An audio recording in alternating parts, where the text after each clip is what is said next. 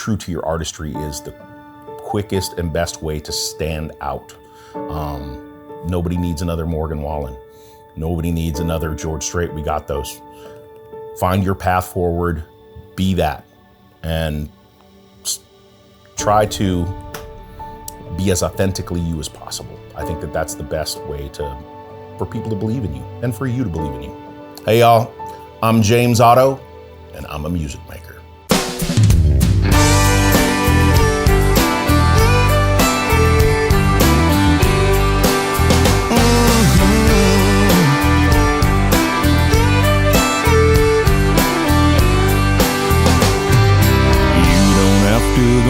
Honey, call him, tell him you won't be in today. So I grew up kind of all over the place. I was born in Washington State.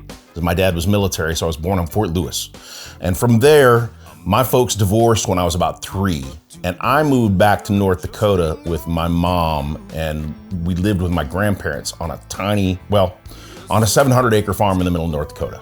So not that small, but the town that we were from is called Findlay, North Dakota. It's just a tiny place. Like there's probably 200 people there, and I think back in the day, maybe 700 when the Air Force Base was open. So it was a small place, but it was ideal way for a kid to grow up. You know, I had all of the prairies to roam on my 3-wheeler and went nuts there. I had a great time growing up there, but as I grew up, I wanted to know my dad more. And so I moved to be with my dad for a couple of years, well, all through high school, basically. And from there, I was living in Washington State and learned to play music there, basically, with my dad. And that's what I was interested in doing. And after that, so I'm living in Washington State, and if you can imagine that when I graduated high school in '92, the prevailing music was grunge music, right? But I knew that Seattle was the closest town to my hometown, which was 4 hours away, that had a music scene. And I thought for sure that there would be country music there in Seattle in 1992. So I wasn't that smart, is what I'm trying to tell you. And I moved to Seattle and found absolutely nothing that I could watch or get into musically. I loved grunge music and still do to this day, but it's not what I was personally doing. I wanted to play Travis Tritt songs and do that kind of thing. From there, I got myself into financial trouble, and my dad told me that if I wanted to move back home, I was either gonna go to college or I was gonna join the military. And I decided that the military was the way to go. He wanted me to join the Army. As a guy that had been in the military for 23 years, he thought, that would be a good thing for me.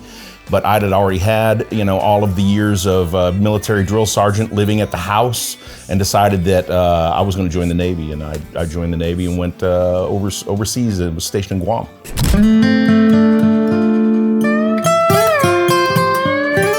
Music for me my love for it started really young. My mom told me I was singing in the cradle, from the time I was little. My dad played guitar, he played drums, he was a wannabe songwriter, and his brother was into it too, and they had a band called Home Cookin' back in the day. And so I grew up around that stuff. I always saw it around and was obsessed with music from a young age. I think my biggest obsession as a grade schooler was Prince. That was like my favorite artist at the time, and was wanting a guitar. I found a guitar, actually my very first guitar that was mine, I found in a trash can in the back alley of there was an alleyway that went through by our house, and some parent had stuck their child's guitar in the trash can when he went off to college. And it was a Yamaha acoustic guitar. It was in decent shape and a nice guitar. And I found that and I beat around on that. Was kind of my first experience playing an instrument.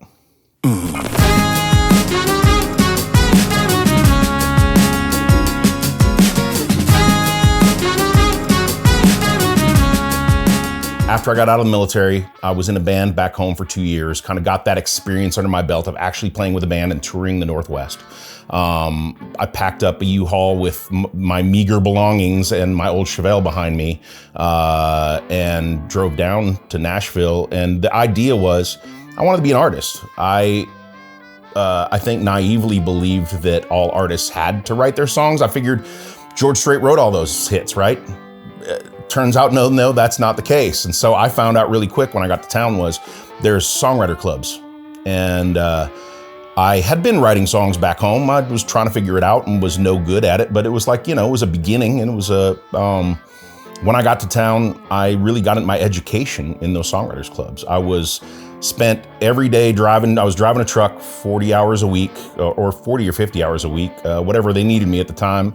And at night, I was going to the songwriter clubs, and I actually rode around in my truck every day, my oil truck. I was delivering oil with a tape recorder in my truck. And I would write songs in my truck, and I would play those songs at night when I went to the writers club. And I was there till they'd close.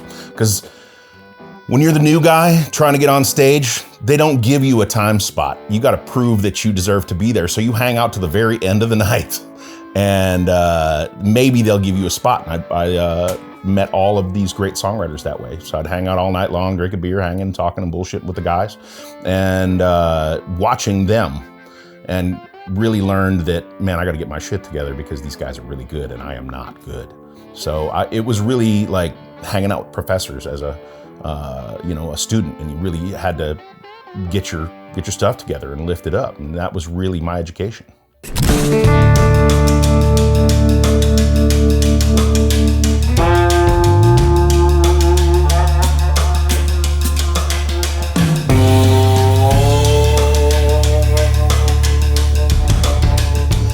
So after I left Mercury Records, I got signed, like literally the day I left Mercury.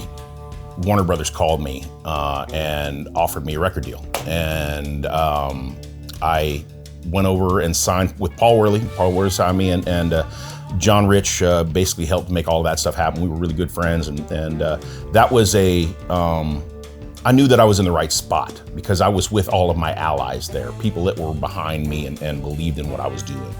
And it still took a couple years. I had a couple years of writing songs and putting all of the pieces of the puzzle together. And actually, Just Got Started Lovin You, the song that blew up for me, was in the can, recorded, and sat there on the shelf for several years before we released it. Because they were like, we don't know if it's the right song. We don't know, we had cut probably 30 songs during that time. And there's just no telling, sometimes you believe in something and you think it's gonna be a hit. That one, I thought it was great, but I didn't know, nobody knew. And that song has become, one of the biggest songs, one of the top 100 most played songs in the history of country music radio, which is unbelievable to me, to have a song that so many people identified with and, got streamed damn near 100 million times just on Spotify alone, so.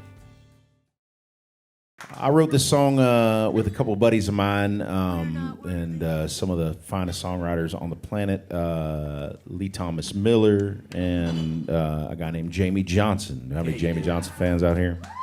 After living in Nashville for a very long time, I got to stand on stage at the ACMs and the CMAs and accept Song of the Year because of this song.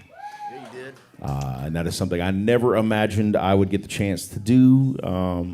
They even flew us out to the Grammy Awards and sat us down next to people like Jay-Z and Beyonce, and they're like, who the hell are these two rednecks and what the hell are they doing here? And we did not know what we were doing there either. And because of this song and a song that I wrote and performed called Just Got Started Lovin You, I can call myself two-time Grammy loser James Otto. Well, I said, Grandpa, what's this picture here? It's all black and white, and it ain't real clear. Is that you there? He said, yeah, I was 11. And times were tough back in 35. This is me and Uncle Joe just trying to survive a cotton farm and a Great Depression. And if it looks like we were scared to death, like a couple of kids just trying to save each other, you should have seen it in color.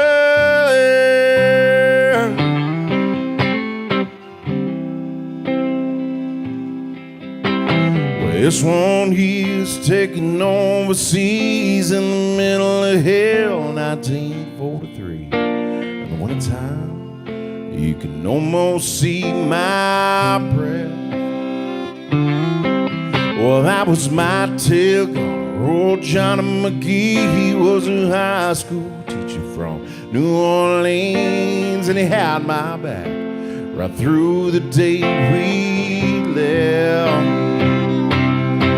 And if it looks like we were scared to death, like a couple of kids just trying to save each other, you should have seen it in color. A picture's worth 1,000 words, but you can't see what those shades of gray keep cover.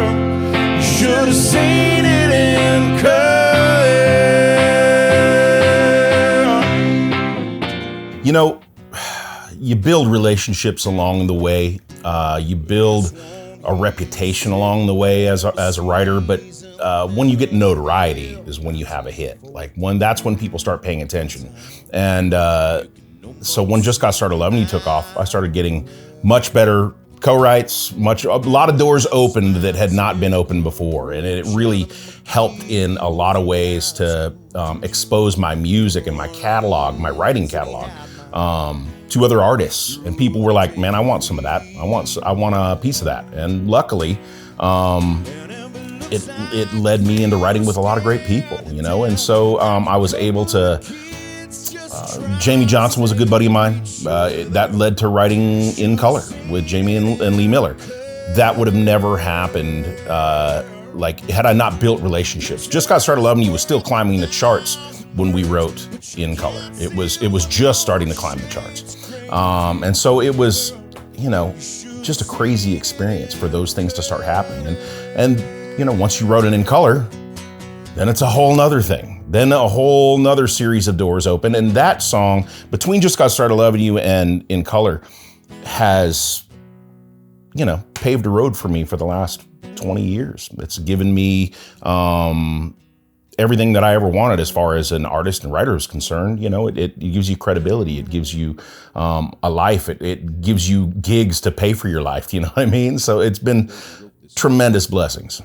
A picture's worth 1,000 words, but you can't see what those shades of gray keep covered. You should have seen it in color. These hands can play this guitar all night in a bar. They know the way around these strings.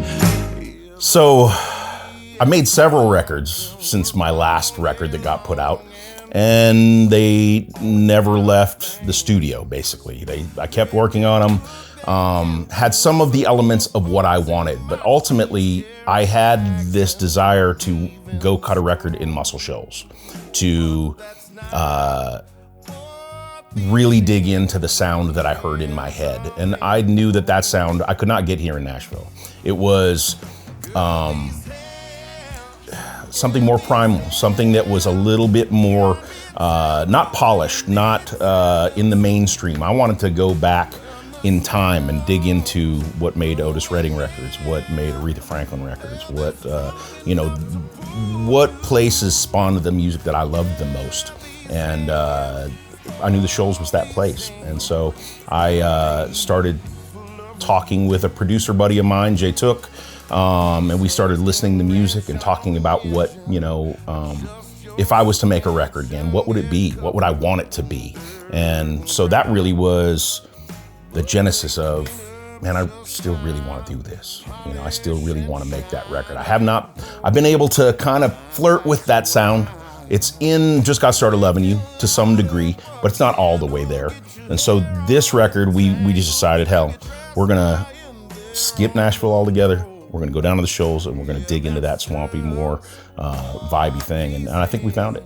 The feeling of this record is, for me, from my own feeling, is it's a revival is what it is of what makes me love music. It's the feeding that artist inside me that goes, hey, this is who I am and what I am, and I want to show the world that 100% without anybody in the way, without any committees at a record label going, hey, we need this, that, the other thing.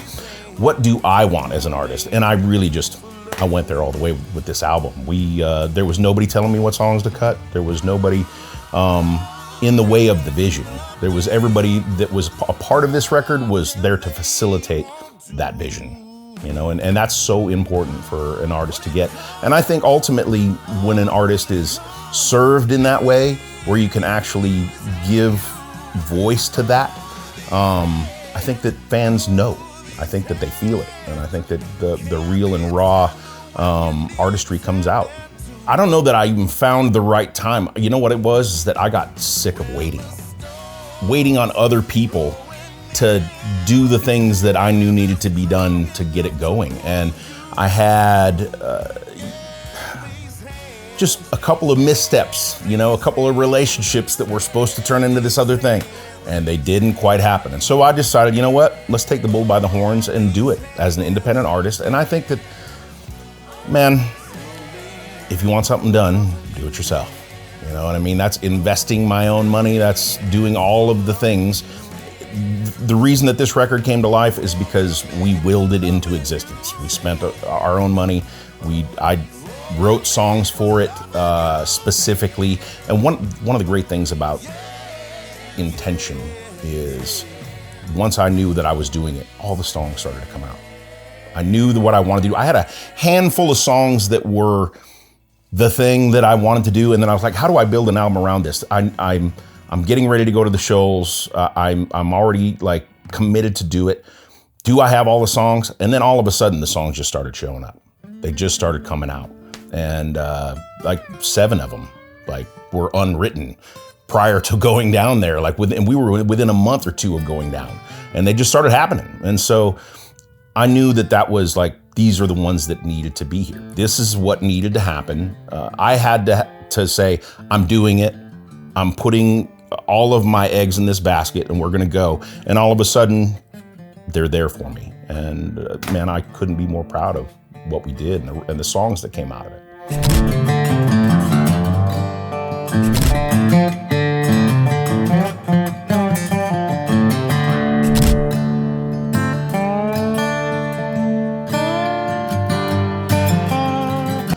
The way that the music business is today is decentralized for sure. There's no, strict music hub where you have to do this and you have to be around these people to do things. That is not a thing anymore. You can record music at your house, put it out from wherever you are. I think living in Nashville is a really good thing because I think it sharpens you as an artist. I think that it puts you next to other artists and makes you compare yourself to everything else around you. And so in that way, I think that it really helps. And also I think that there's a great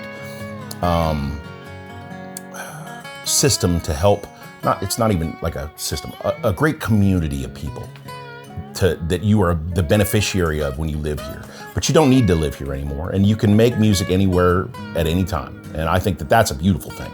I think that it's hard to stand out. I mean, you used to have the system served a certain amount of people. There were only 40 spots that, 40 songs on the radio at a time. So there was a certain amount of people that were getting funneled into that thing, right? And so it created stars that were memorable because they were everywhere. There were fewer of them. And now I think everybody has their own music business. I think that you have the business that you create. It is possible to break through. Is it difficult? Yes, very difficult. There's a lot of noise. There's a lot of artists. But you have the opportunity, if you're good at all of these things or find the right path forward, you can build yourself up into what you want to be. And I think being able to own all those things, there's less money, but if you own it all, you can probably make more money. That's the better part of it, is that ownership and having access directly to fans is a powerful tool. And we're trying to figure that out right now, leveraging it, and who knows how it's all going to pan out. But I do know this is that to some degree, I'm the captain of my own ship, and we're gonna sail it as far as we can. When the storms roll